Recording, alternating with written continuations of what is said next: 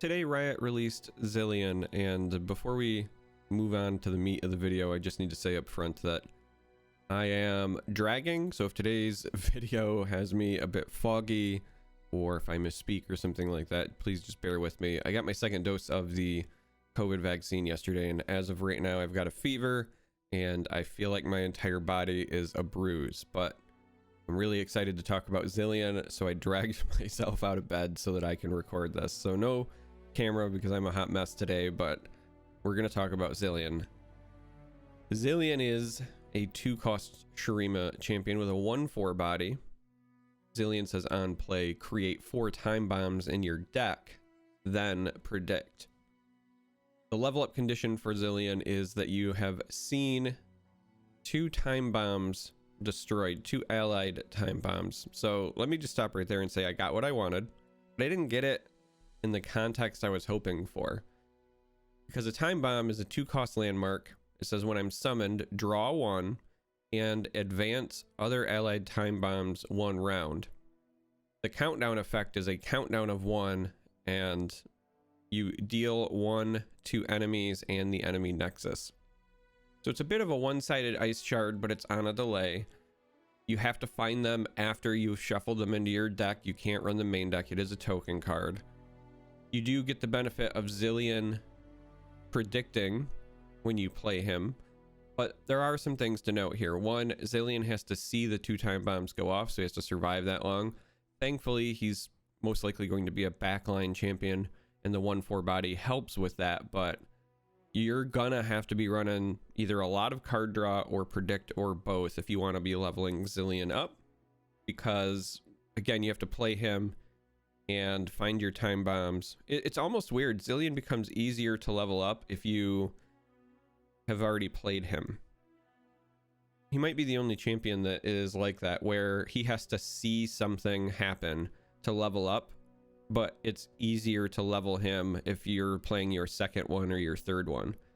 Somebody like Zoe, for example, who wants to see stuff, traditionally you want to play her early, and then it becomes more difficult the later the game goes because she's just a bit more fragile and you have less variety in terms of the cards you're drawing because you've already kind of rifled through some of your deck.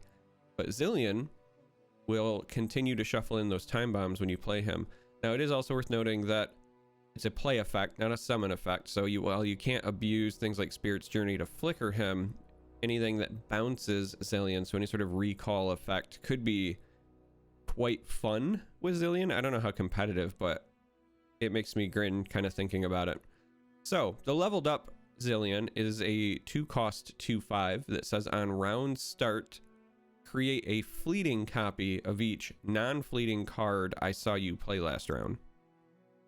Then create 4 time bombs in your deck, then predict. So he still has the, hey, I make more bombs, but now he's copying your non-fleeting cards.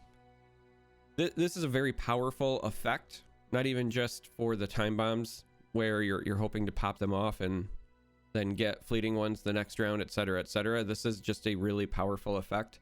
And the first thing that came to mind for me was how much I want to attempt to abuse Zilean with like Piltover and Zon and cards like Stress Testing, where, you know, maybe you're rifling through your deck very fast, both with predict effects and also with tons of card draw to find those bombs. But then also, if you have a round where you play 3 or 4 cards, then Stress Testing actually could give you additional value the following round, because you could save the fleeting copies Zilean makes. Or even if you don't save them, let's say you play them all, if you play Stress Testing first, you'll get copies of them again because they'll have lost fleeting and thus trigger Zilean again. Now Zilean does have to see you play the cards, so that matters for things like Entomb, for example. If they entomb your Zilean and then on the round where he comes back, you still won't get the fleeting copies of the stuff you played the previous turn because he wasn't there to see it. So just kind of keep that in mind. But Zilean is a predict and landmark focused champion. I was kind of right in that prediction, but I was really hoping that it was going to be one big time bomb, because right now Zilean is not the payoff I was expecting to see from all of the advanced cards we were shown yesterday. which means it's up to Malphite. I expect Malphite to be something landmark based because of Chip, and he's a literal mountain. But if Malphite doesn't deliver with another long countdown effect and we don't see it in the followers, then a lot of those cards we saw yesterday are just not very good. The predict stuff, maybe, because they help you with Zilean and they help you with that archetype, but this was not the reveal I was hoping for, but it's still fun. I actually am very excited to brew with Zilean because I think that his flavor is very, very fun. And I just want to play bombs. I mean, they're not very impressive. Like I said, they're a one-sided ice shard essentially, but they at least have a fun play pattern. This is obviously a deck that's not going to be a fan of cards like Ranger's Resolve if you're trying to pop them during your turn somehow, but you know, actually, see, this is my addled sick brain. So it's actually not going to matter. You can't Ranger's Resolve in response to one of these because you'd be playing the card and you would either be advancing it with an effect and that's going to happen immediately, or it's going to trigger at the start of next round and they won't be able to respond. So actually, Time Bomb will be great at getting around Ranger's Resolve.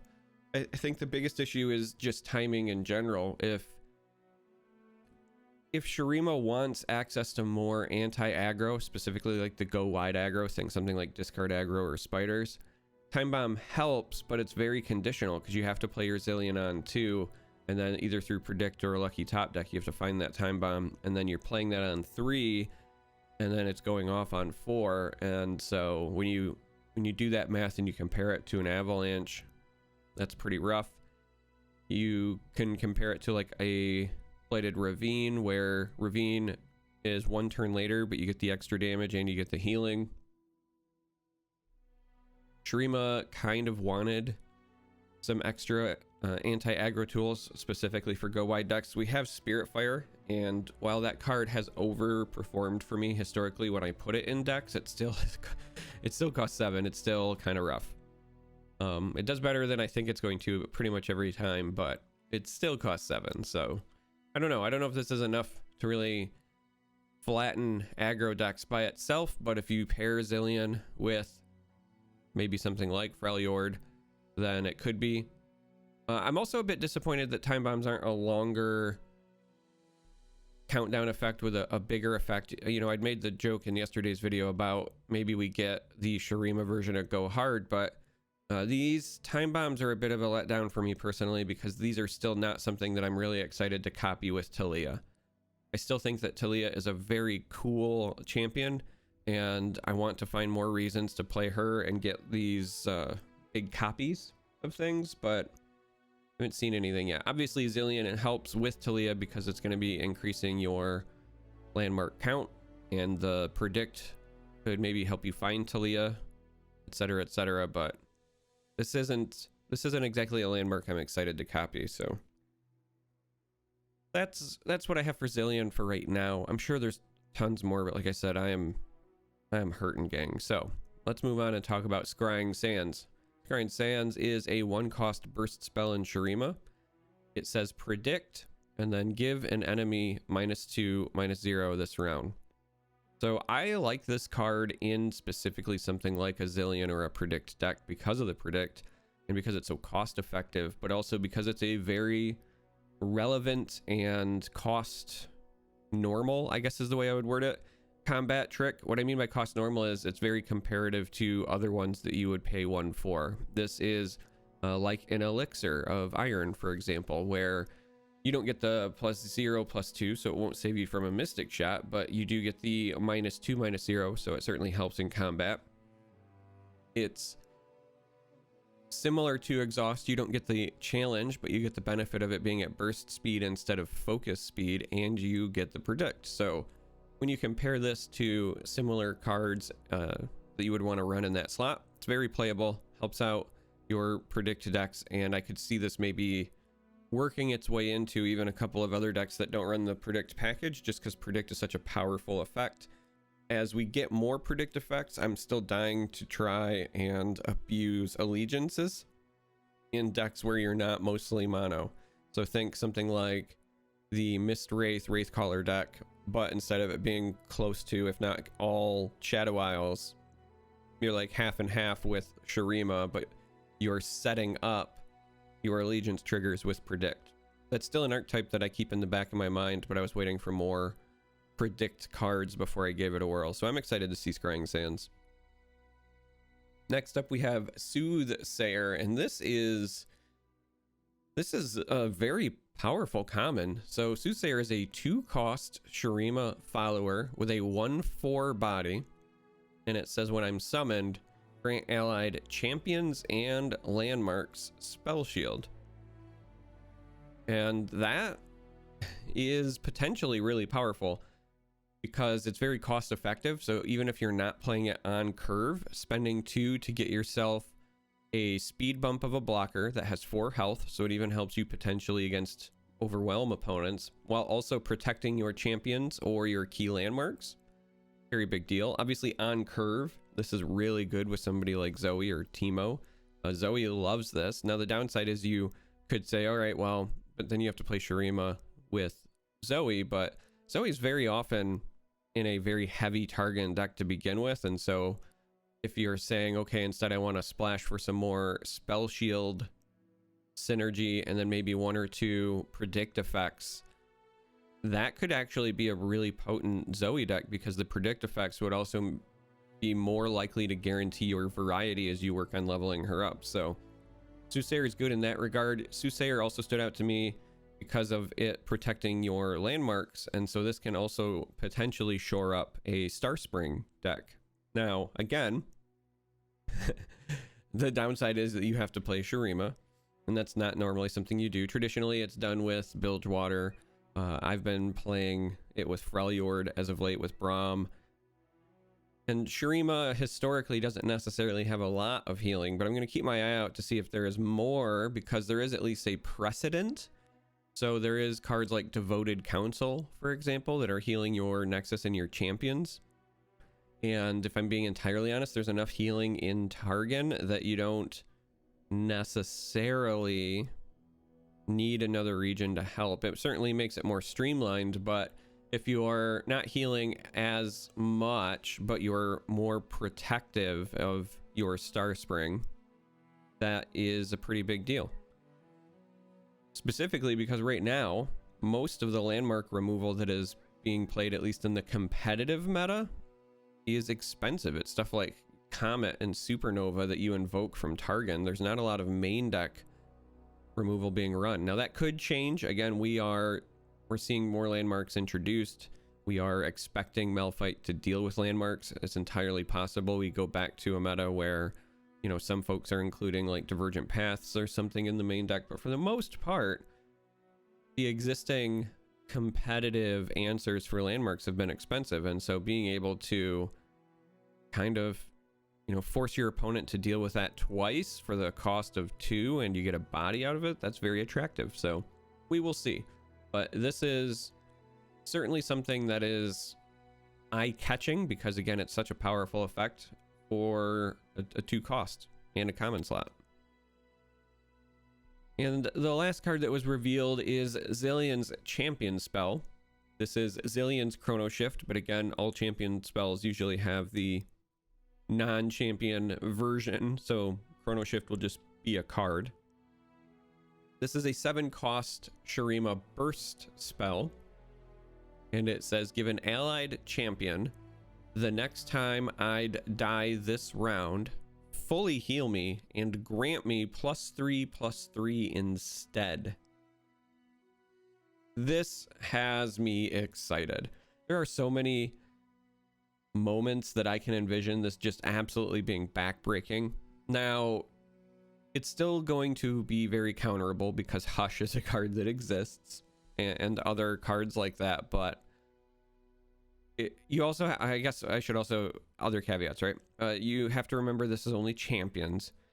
But when I think about the blowout potential for stuff like this, you know, I was mentioning Zoe and potentially Shurima earlier. This would be a great way where on round 4, if you've got that spell mana banked, or 5 or whatever, because that's usually around the time where you're close to leveling Zoe to begin with, and then somebody goes out of their way to get rid of her while the window is there. If you slap down a chrono shift, and not only does she not die, but now you've got a 4/4 elusive, maybe a 5/5 because she's leveled up now as well.